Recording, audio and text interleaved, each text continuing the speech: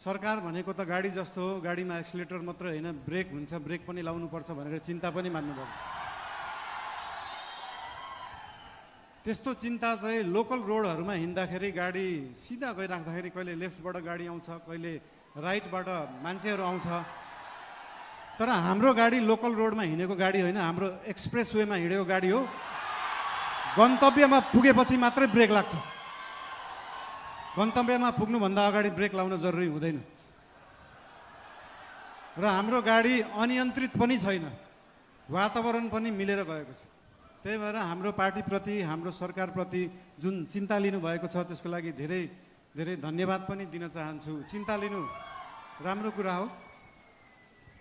जनता र जनताको भोट भनेको हावा जस्तो हुन्छ, कहिले हावा यताबाट चल्छ, कहिले उताबाट चल्छ भनेर चिन्ता लिनुभएको छ। हामीले कुनै हावा चलाएका छैनौँ, हामीले बाढी ल्याएर खोला फर्काएको र खोला एकचोटि सिधा बाटो आफ्नो सही